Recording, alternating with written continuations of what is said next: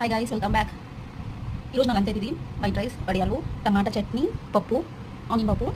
ఇది చిప్స్ మనం మనతో చేసుకున్నాం కదా, రెసిపీ చూపిస్తాను ఇప్పుడు చూడండి. క్రిస్పీగా బాగుంది, కలకల ఆడుతుంది. టేస్ట్ అయితే బాగుంది.